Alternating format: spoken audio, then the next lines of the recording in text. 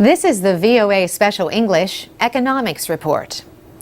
A reputation, what people think of you, good or bad, is built one message at a time.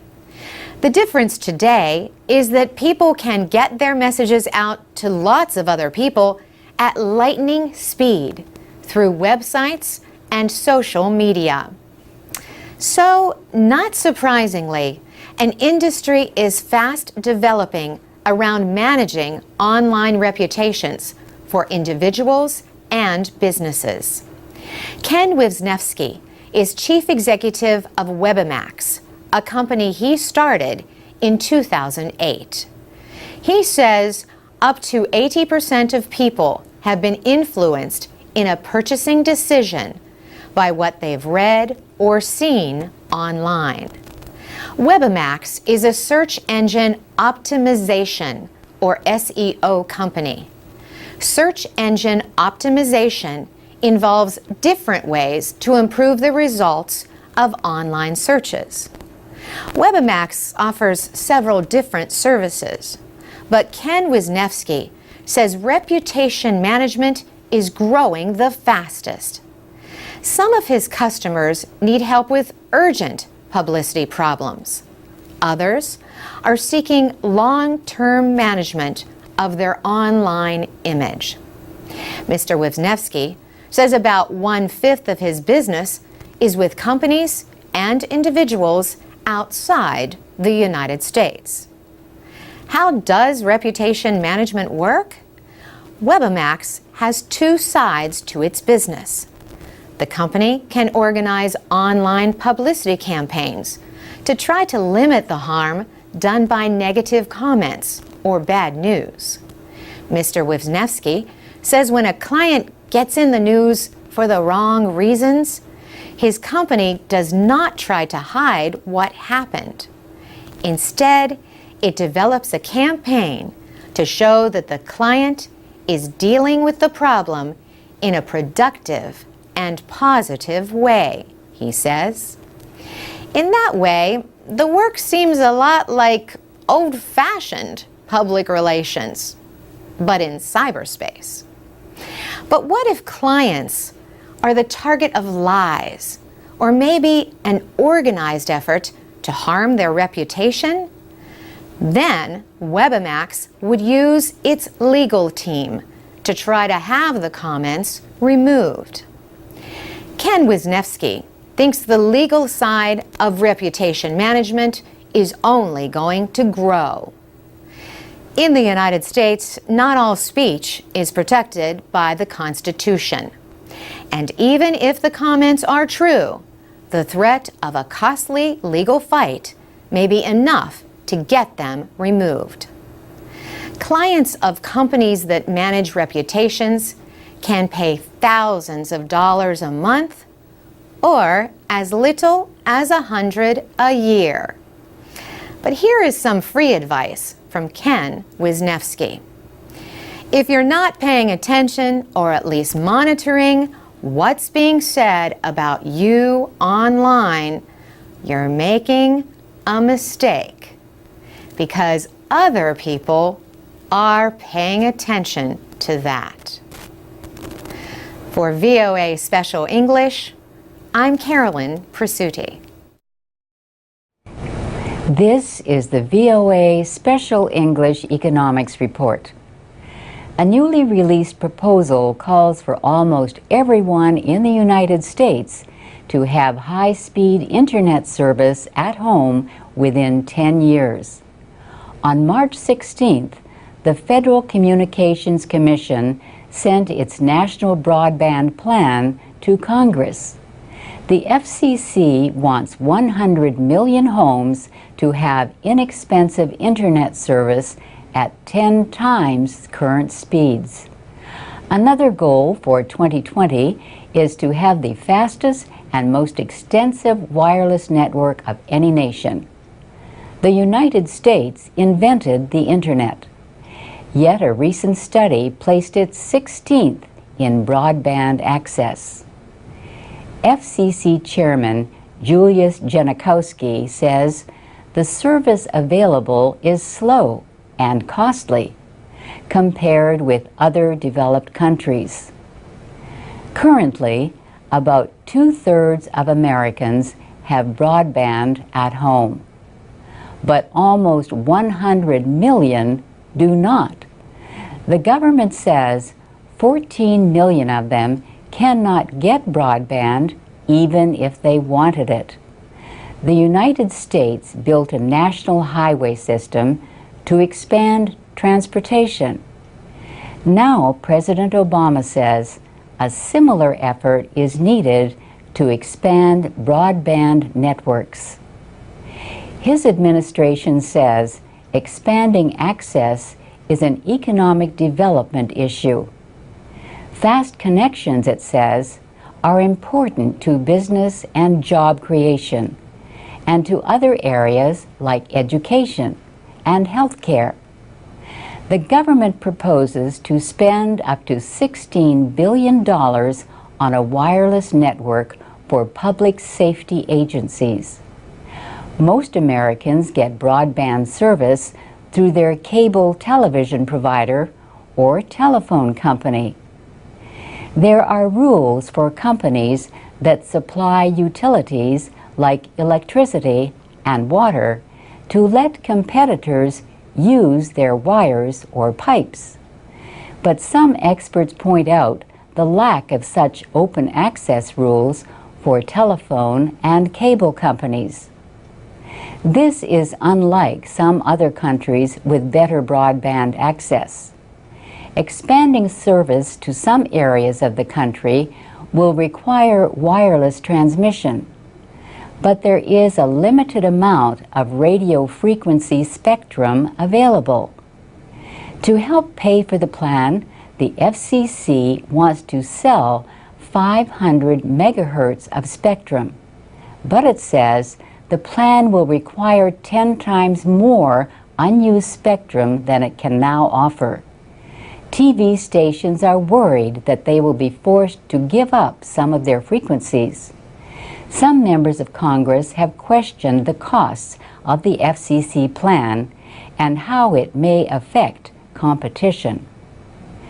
At the same time, a court case has raised questions about the agency's legal powers to regulate broadband service. And that's the VOA Special English Economics Report. For more business news, go to voaspecialenglish.com. This is the VOA Special English Economics Report. Pressure for financial reform has been building in Europe. In June, the financial services company Moody's Investors Service reduced Spain's credit rating. The rating was cut from A3 to Baa3. That means that Moody's officials believe the credit risk of Spanish debt has moved from very low to moderate. The company said it acted because Spain is borrowing about $125 billion in rescue loans for its banks. Debt markets punished Spain by pushing up the interest rate on its long-term debt to about 6.8%.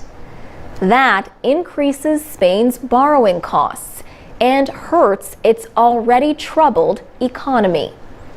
Spain was not the only country to get downgraded by Moody's. Cyprus got the same treatment. Recently, American Treasury Secretary Tim Geithner spoke at the Council on Foreign Relations in Washington. He said the increase in borrowing costs for European countries like Spain means European officials must move quickly to avoid growing costs. In his words, if you wait to move in these things and you let the market get ahead of you, then you increase the costs of the solution and you make it harder to get there. Once you decide, he said, there is no argument for doing it slowly. Germany, Europe's largest economy, has been pushing for economic reform in the 17 countries using the euro. But German Chancellor Angela Merkel has argued that her country is unwilling to put money at risk unless banking reform is enacted throughout the Eurozone. She warned that Germany's economic power was not unlimited. In early June, the European Commission proposed steps toward a common banking policy. The proposals include empowering nations to intervene when their banks are in trouble. But proposed changes may also bar support for failing banks. Some European leaders are pressing for an expanded European bailout fund. Germany has resisted providing new financial resources, but details of any deal with big European economies have yet to be decided. Europe's financial crisis is likely to be a major international issue in the weeks to come. For VOA Special English, I'm Alex Villarreal. You can read, listen, and learn English with more stories about economics and other subjects at voaspecialenglish.com. This is the VOA Special English Economics Report. People are supposed to be social on a social media website, but choosing to share information is not the same as having it shared for you. And that difference is at the center of debate over privacy on Facebook and other social networks. A free service that makes money by advertising other sites has to find the right balance. It has to satisfy advertisers seeking information to target ads, but it also has to be careful, or people could start to worry about an invasion of privacy. Facebook started as a website for college students to share interests and information. Today, it is the largest social media website, more than 400 million users. But lately, it has faced a lot of criticism about its handling of privacy issues. In May, Mark Zuckerberg, the 26-year-old chief executive of Facebook, announced changes. He said, "Today, we begin rolling out some new controls to make it easier for you to control what you share on Facebook." He said controlling personal information will be simpler than with the existing system of complex privacy settings. Mark Rottenberg is president of the Electronic Privacy Information Center. He told The Early Show on CBS television that the changes may not be enough. He said he thinks there are a large number of users who have decided they really cannot trust Facebook anymore. Facebook is based in Palo Alto, California. The privately held company does not have to report earnings, but its revenue last year has been estimated at $500 to $650 million. This was mainly from selling ads aimed at users based on what they post on Facebook. Facebook is not alone in being criticized over privacy. Google, the world leader in web search, is in trouble for collecting information from unsecured wireless networks. This was done as specially equipped vehicles took pictures for the Google mapping feature called Street View. Google said it never meant to collect people's private information, like emails and passwords. But officials in Hamburg, Germany, have launched a criminal investigation. And 2 American congressmen asked the Federal Trade Commission to see if Google broke any laws in the United States. And that's the VOA Special English Economics Report. What do you think about privacy online? You can post comments at voaspecialenglish.com or on our Facebook page at VOA Learning English. This is the VOA Special English Economics Report. Today, we look back at some of the top stories of 2011. In Europe, the debt crisis that started in 2010 in Greece and Ireland spread to other countries. Portugal needed a financial rescue, and Italy needed a new prime minister. Silvio Berlusconi lost his job over Italy's debt problems. Former European Union official Mario Monti replaced him in November. Pressures on Europe's financial system called into question the future of the euro. European finance officials called for greater cooperation and new rules. World Bank President Robert Zoellick said Europe would have to find its own answers to its debt problems. Europe has to rescue Europe, okay?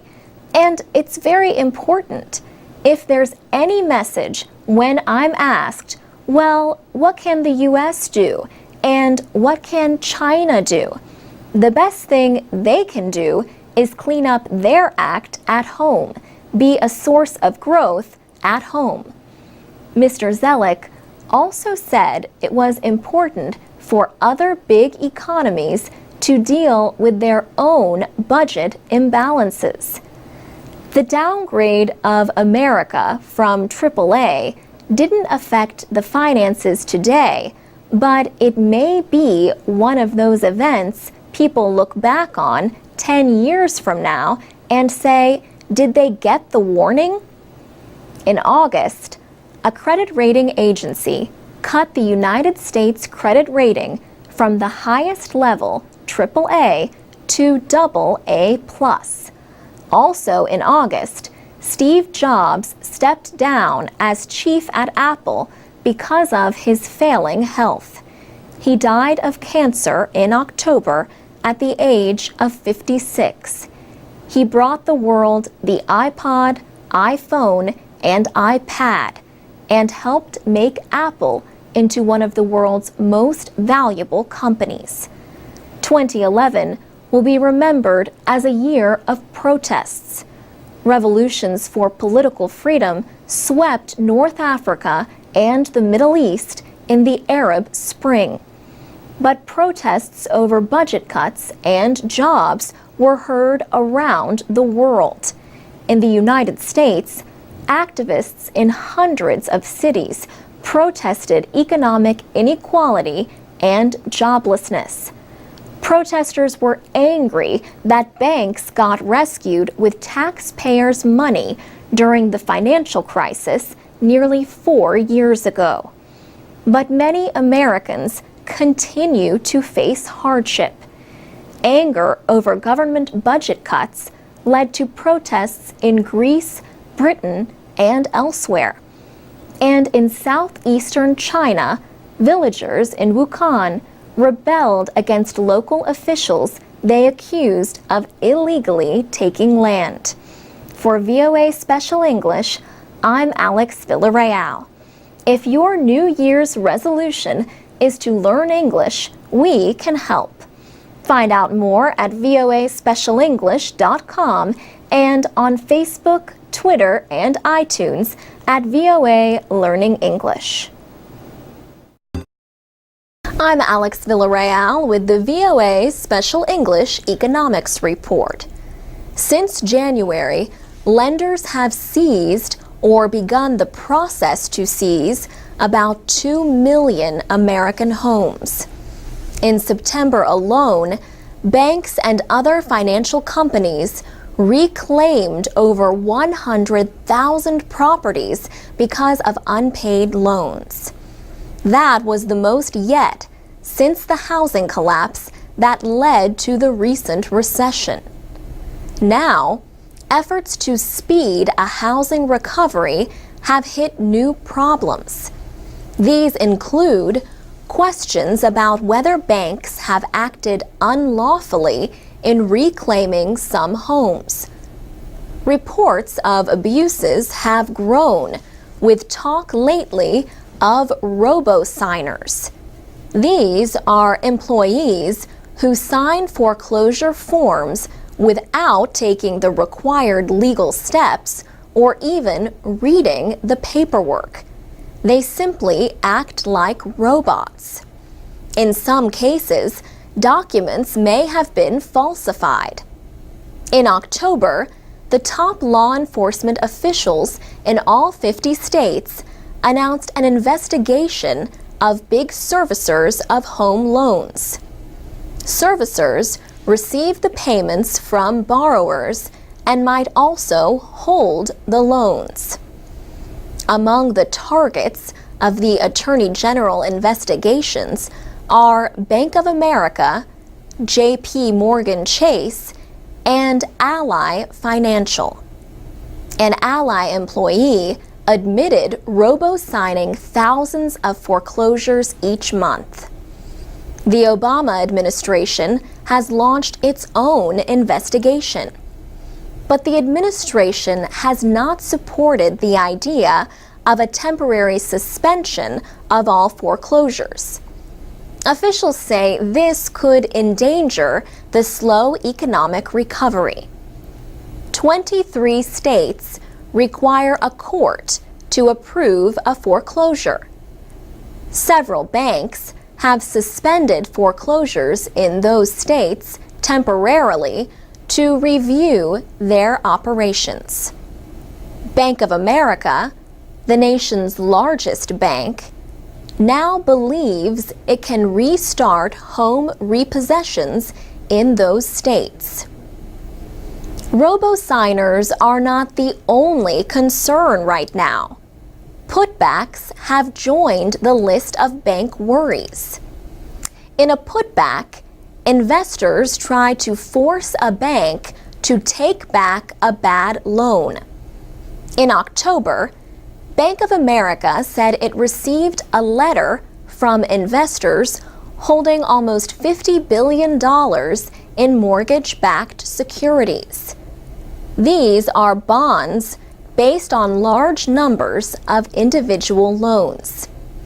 The investors want the bank to buy back any improperly processed loans included in those securities. Demands on banks for putbacks could grow. And there are even questions about who really owns those bad loans. For VOA Special English, I'm Alex Villarreal.